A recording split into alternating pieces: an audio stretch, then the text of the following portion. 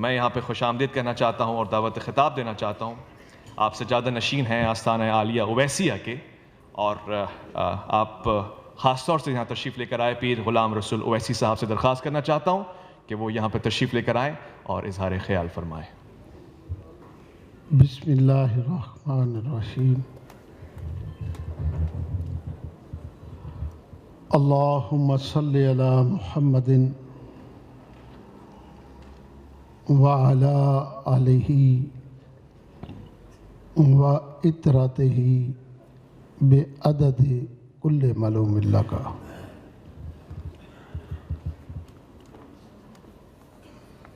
ذی وقار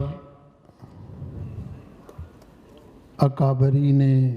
ملت اسلامیہ،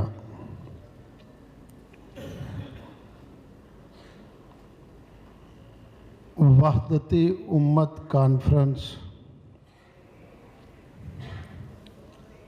حسب معمول جو پاکستان کے مختلف شہروں میں انعقاد پذیر ہوتی ہے، الحمدللہ سندھ کی سرزمین میں اور سندھ کے دارالخلافہ آج کراچی میں انعقاد پذیر ہے. یہ کاوش ہے داعیے اتحاد امت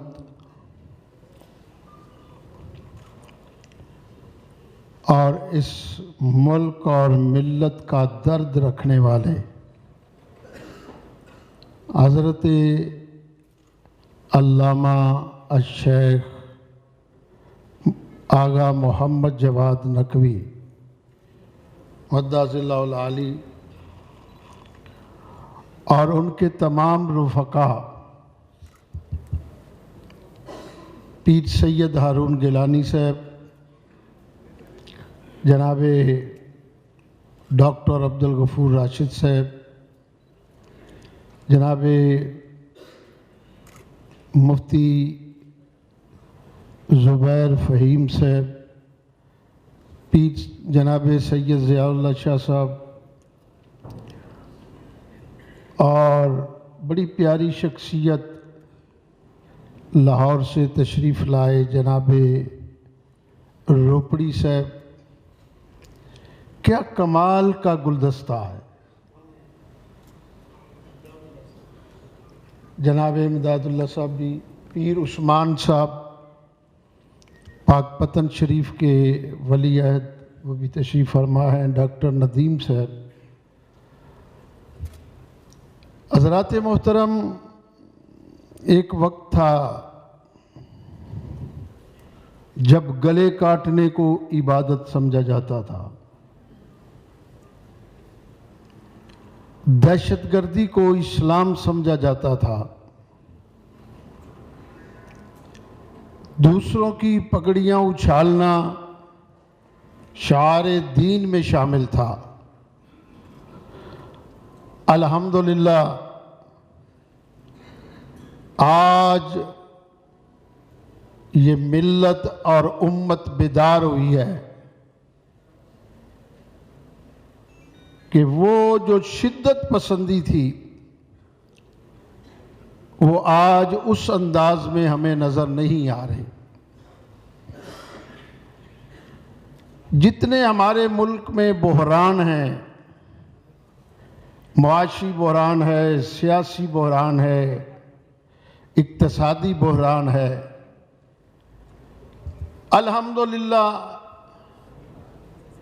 یہ ایک طرف سے تو کچھ سکھ کا سانس آنے لگا کہ ایک مکتبہ فکر دوسرے مکتبہ فکر کو جو مسلمان نہیں سمجھتا تھا، آج مکاتب فکر میں باہمی رواداری، محبت کی فضا قائم ہو چکی ہے. چند لوگ ہیں جو سمجھتے ہیں کہ ان مفکرین اور زعماء کے سامنے ہماری دال نہیں گلتی، وہ رہ گئے ہیں جنہوں نے اپنی 1.5 اینٹ کی مساجد تعمیر کی ہوئی ہیں اور خود کو اسلام کے علمبردار اور دین کے ٹھیکیدار سمجھتے ہیں۔ بھئی جن کی سوچ یہاں تک محدود ہے کہ غائبانہ نماز جنازہ جائز ہے کہ ناجائز ہے، حضور علیہ السلام کو بشری تقاضوں کے ساتھ تسلیم کرنا ہے کہ یا نورانی تقاضوں کے ساتھ تسلیم کرنا ہے، اپنی اپنی فکر کو دوسرے کی فکر پر مسلط کرنا نہ یہ دین میں جائز ہے اور نہ اخلاقیات کا یہ تقاضا ہے۔ اپنے سوا، اپنی سوچ کے سوا، اپنے نظریے کے سوا دوسرے کو اسلام سے خارج کرنا، دین سے خارج کرنا، یہ کہاں کی ایمانداری ہے؟ یہی وجہ ہے کہ جب یہ نام نہاد اور ہمارے ملک کی جو دینی استعماری قوتیں ہیں، ہم تو یہ سمجھتے ہیں کہ جی امریکہ استعماری قوت ہے، رشیا استعماری قوت ہے، ہمیں ان سے اتنا نقصان نہیں ہے جتنا ان دینی استعماری قوتوں سے ہمیں نقصان ہے، جو اپنے سوا کسی کو مسلمان نہیں سمجھتے، کسی کو دیندار نہیں سمجھتے۔ یہی ہماری تباہی، پستی اور زوال کا سبب ہے۔ آج خامخواہ لوگوں کو ایک ایسا نزلہ ہوا ہے کہ وہ کہتے ہیں کہ ہمارے ساتھ مسلک کی بقا ہے، ہمارے ساتھ دین کی بقا ہے، اور دوسروں پہ ایسے الزامات، کسی کو پہلے تو لوگ امریکن اور رشین بلاک میں شامل کرتے تھے، اب وہ لوگ الزامات لگا رہے ہیں جنہوں نے ساری زندگیاں صدقے کی سریاں کھا کے گزاری ہیں، اب وہ لوگ الزامات لگا رہے ہیں جنہوں نے مدارس اور کے فنڈز اور مساجد کا چندہ ہڑپ کر دیا ہے، اور کوئی بات نہ ملے تو کسی کو کہتے ہیں یہ ایران کے پیسوں پہ پل رہا ہے،